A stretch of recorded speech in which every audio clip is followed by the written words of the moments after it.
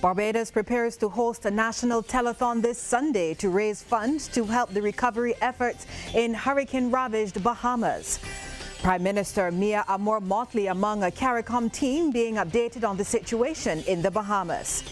Well, the island has a new Super Lotto winner. And in sports, the Windies women's vice-captain sent home from the series with Australia women due to disciplinary reasons. Broadcasting from our studios in the Pine St. Michael, this is CBC Newsnight, starting now.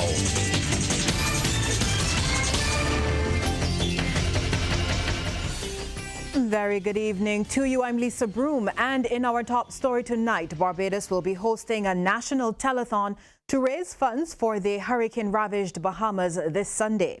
The telethon was launched here at the Caribbean Broadcasting Corporation's studios earlier this morning. Information Minister Senator Lucille Moore gave the rationale for collecting funds rather than supplies.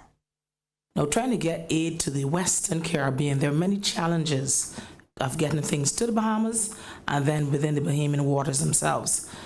Just to let you know, Prime Minister Motley traveled this morning and she's in the Bahamas already. She's there along with a team from CARICOM in order to see firsthand as well as to give whatever assistance we can lend. And so what we have decided to do as a government is to try to assist monetarily in order to buy supplies closer to the Bahamas than trying to get them from here, which makes a lot more sense. And because of that, we've decided to do a telethon. And all of the island's media houses have come together for that fundraising effort. Senator Moore gave that confirmation and other details for the event during a follow-up press conference at government headquarters. Ryan Broom joins us live now with those details. Now, Ryan, I understand that Senator Moore talked about things like the time of the telethon, and she gave banking information where people can donate as well. So what exactly did she say? Yes, Lisa, major developments. Let's start with that information. People can donate any amount of money they can afford to the Sedema Barbados Bahamas Relief Fund at any branch of First Caribbean International Bank. Now, the account number is there on your screen. It is 100-118-6684, and I'll repeat that, 100-118-6684. Now, Lisa, the telethon is to run from 3 in the afternoon until 10 Sunday night. The theme of the event is Rise Again Bahamas, and Minister Moore explains that a telephone bank will be set up here at the CBC so people can call in and make their pledges, but there are also other options as well. On the day of the telethon, you can actually come to CBC itself and be part of the studio audience that's there. Everyone is welcome to come for whatever time they can come to make their pledge. You can come make your pledge in person. You can come and be a part of the process, which, as I said earlier, is between 3 and 10 o'clock. You can also make your pledge. We're using ticket links. I will get back to you further just how you can pay on ticket links, but you can do it through that vehicle as well, where you can use your debit and or credit cards in order to make those contributions. Meantime, Barbados' ambassador to CARICOM, David Comishong, says it is essential that Barbadians help out Bahamians in the same way they did Dominica in 2017. Ambassador Comishong acknowledges Barbadians themselves are facing their own financial challenges, but notes that we are in a far better position than the estimated 7,600 people affected in Grand Bahama and Abaco. Perish the thought, some year or some month, it may very well be Barbados. Who knows?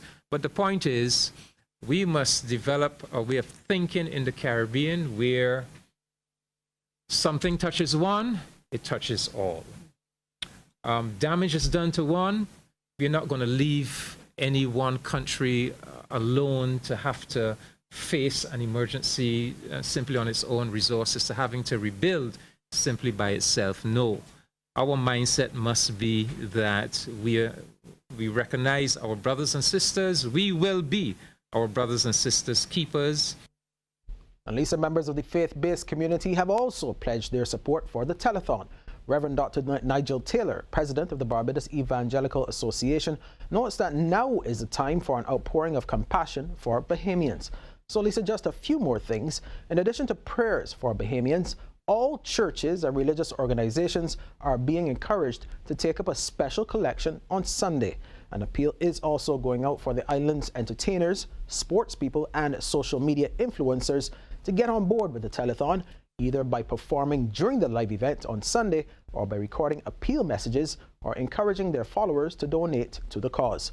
Those who want to volunteer their time can contact Diane Fort here at the CBC, either on 467-5400 or via email at dforte, that's DFORTE, at cbc.bb.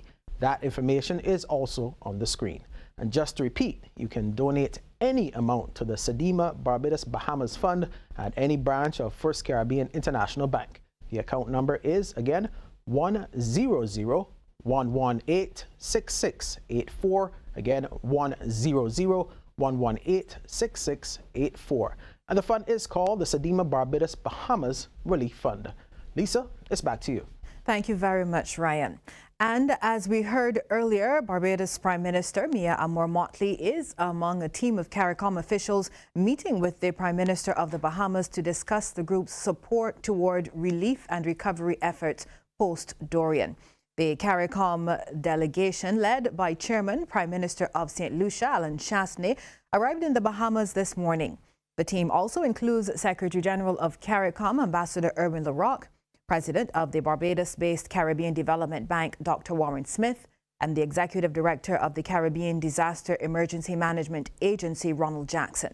The high-level team will be given a full assessment of the challenges faced after Durian left a trail of death and destruction in its wake. And in an update earlier today, Bahamian Prime Minister Dr. Hubert Minnis revealed the death toll had risen to 20, and those deaths have been confirmed on the island of Abaco. And again, Dr. Minnis says officials expect the toll to increase.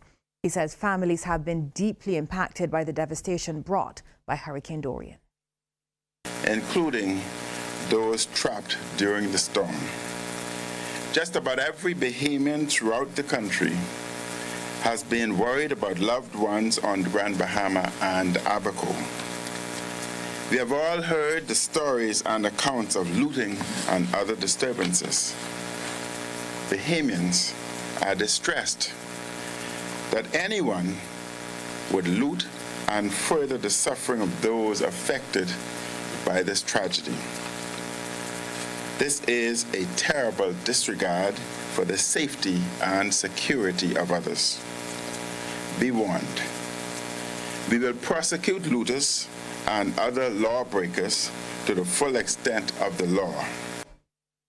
Well, back at home now, Education Minister Santia Bradshaw has been commenting on a matter surrounding a transgender student which has been making the rounds on social media. In a post which has been widely shared, a parent revealed that while a private school had agreed to refer to her transgender daughter as a girl, the student would not be allowed to wear the girl's uniform. Well, Minister Bradshaw says even though private schools must register with the ministry, they're not regulated by the ministry, and as a result, it will not be intervening. We expect of private institutions that they will respect our laws, that they will be fair in the application of not pursuing discriminatory practices towards any student or any individual for that matter. And I would expect in the fullness of time that the school will comment on the issue at hand and that they will find a resolution to that issue.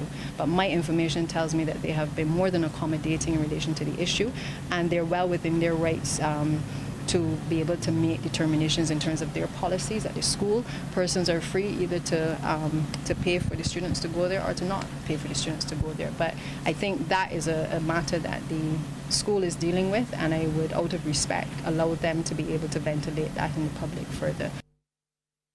And with the start of the new school term just days away, the Association of Public Primary School Principals is hoping for greater dialogue with the Ministry of Education going forward. President Hyacinth Harris made the call as primary school principals were, for the first time, invited to join education officials as they assessed the readiness of the schools. Ms. Harris says she's pleased with the work done over the summer holidays. We were a little disappointed that things were not ready for this last Monday that has gone, given that teachers and principals were expected to be in the schools on that day. Nevertheless, this week has worked relatively well with the principals who made alternative arrangements where necessary, and so far we've not had any adverse complaints, but we're hoping that on Monday we would be ready for school. Everybody is raring to go. We just want to get things going, and we want to attend to the students of our nation. Well, Elder Edward Bishop is the toast of the Barbados Defence Force tonight. The former shoemaker turned soldier celebrated his 100th birthday today among family and friends at his second home, where else, of course, the St. Anne's Fort. Shane Jones reports. Famous French military leader Napoleon Bonaparte once said, "The first virtue of a soldier is endurance." Well, if that is to be believed, Mr. Bishop, quite fittingly christened Elder, has stood the test of time. Flanked by Governor General Dame Sandra Mason, the birthday boy listened attentively as his son Fabian spoke of how he stood firm on duty to his nation, even as he received the news of the impending birth of both of his children. On the 10th of June 1961, while he was receiving an award from the then first Premier of Barbados, Sir John Stowe. As a matter of fact, when you go into the other section, the reception, you will see that same picture with him receiving that medal from Sir John Stowe. He got a message again. Bish, your second child is about to make his way into the world. Well, its way. He didn't know if it was a boy or a girl. But I stand before you as that second child. And the spirit of the man that you have grown to know will tell you that he stood his ground again, and he said to himself and his friends, God has given me 2 medals today. The medal I received earlier from Sir John Stowe, and the medal that my wife has given me in my firstborn son. Mr. Bishop became a soldier back in 1939, winning several awards, including multiple shooting awards, and receiving the Order of Barbados Service Star from then Governor General Sir Hugh Springer. He is well known for his work in helping to develop young people by way of discipline through service, a notion Dame Sandra agrees with. Dame Sandra strongly believes national service will bring Barbadian society back to what it once was. She says every child in Barbados who goes through the school system should give back. If you leave school at 14, if you leave school at 19, you must, before you enter the next phase of your life, do national service. I'm also thinking that all those many persons who got Barbados scholarships, before they go off to wherever they're going, they should have a gap year and should do it. However, some of us are more privileged than others, and we will ship our children out. However, should you return to Barbados when you are 99 and a half, you have to do that national service. And I feel very seriously about this. The birthday celebrations concluded with the renaming of the Warrant Officers and Sergeants Mess Bar the Elder Bishop Lounge. Shane Jones, CBC News. Thanks very much, Shane, and happy birthday to you, sir. Well, given the spate of recent drownings, the National Conservation Commission will be seeking to increase its team of lifeguards in the future. Word of this from the Commission's Acting General Manager, Ryan Alls. He says right now the 67 lifeguards are stretched to meet the needs at several beaches across the island. Right now we need an additional 30 lifeguards thereabout to man the areas that we have, and that would only cover the 17 sites that we're at properly. Recognize that we have a lot more than 17 beaches in Barbados, and we only have a cover for those 17. So you have 17 lifeguards? So we have, pardon? 17? How many lifeguards do you have? No. We have 67, yeah, and we're looking to increase that to there about 100 or so, and hopefully we can do that in a short time frame because it's a critical thing. The NCC Acting General Manager says the lifeguards are also facing several challenges, including equipment shortages. Meantime, it's generally known that several Barbadians are afraid of the sea, but the National Conservation Commission has been helping some overcome that phobia. It has taught over 300 people water survival techniques and swimming in the last decade. The Commission's major platform has been its annual SOS summer program. Rianne Phillips tells us more in this report. This group of Barbadians has been participating in the National Conservation Commission's 2019 SOS summer program. And for many of them, like 70-year-old David Stewart, the sessions have been life-changing. Several years ago, I attempted to learn to swim, and the instructor was very cruel. He threw me in the water, and he didn't give me any real instructions and told me to swim, that it came naturally. As a result of that, I was terrified. I developed a fear of the water and never really learned to swim properly. So I've gone through most of my life fearing putting my face in the water. When I came here to this class, because the lifeguards here are excellent trainers and teachers, and they have a system. And the system was very instructive, easy to understand, and as a result, I'm swimming today. Younger folk like Portia Yard have also confronted their fears. I was scared of the water.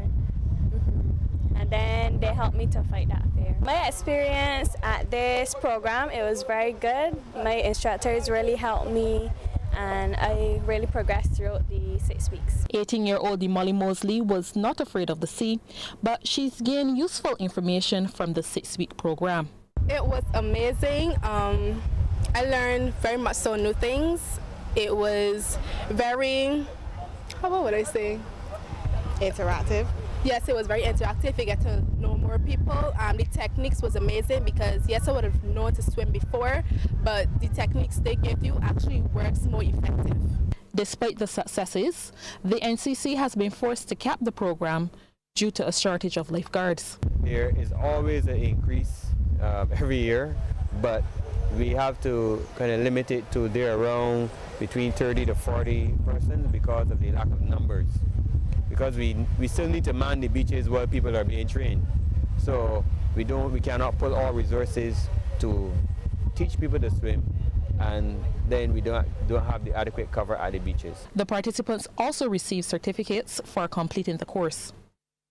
Rianne Phillips, CBC News. Thanks, Rianne. Well, in the 10 years since its inception, almost half of the Super Lotto jackpot winners in the region have been from right here in Barbados. And in keeping with that trend is the latest lucky winner, Everett Trotman. She is the 8th local winner out of a total of 18. Ms. Trotman is now $4,370,000 richer after purchasing the winning ticket at the Mia Mart Limited on Green Hill. Now, she's thrilled about the win and is planning on being financially responsible with her millions. Excited all around. Yes, I will seek the advice of the financiers before moving forward. And yeah, just happy all around, just happy all around. The 4th landed campus of the University of the West Indies has opened in Antigua and Barbuda. The 5 Islands campus of the UE was officially launched in the presence of hundreds of attendees, including some of the leading educators in the region. Antigua and Barbuda's Prime Minister Gaston Brown says the historic moment paves the way for the continued enrichment of Caribbean people. We have more in this ABS TV report. With the campus now officially open and its iconic coat of arms adorning the entrance to the facility. And I can't see any sensible person would want to pursue that fight. Those who oppose the establishment of the university obviously have found themselves on the wrong side of history. The Prime Minister was credited for his steadfastness in ensuring Antigua and Barbuda is the home of the 4th landed campus. I wish, therefore, to express tremendous gratitude to our distinguished Prime Minister, who has argued and pushed for this uplifting of his people. So with the campus open, does the opposition United Progressive Party support it? We're Antiguan and Barbudan first, and I will never do anything to stand in the way of the education for Antiguans and Barbudans, or for the OECS for that matter. Have you then abandoned your concerns regarding the location? Well, there's no point making the point when the university is here. He said the party's concern was the use of the secondary school as the site of the campus. However, the word from the government is there was no other location better suited than here. Mr. Lovell stated one inescapable fact. But we're the opposition. The government decided with the university that this would be the Five Islands campus. Over to Grenada now. The Pradial Larceny Task Force has launched an investigation after needles were found in oranges over the weekend. One customer brought the matter to the police's attention.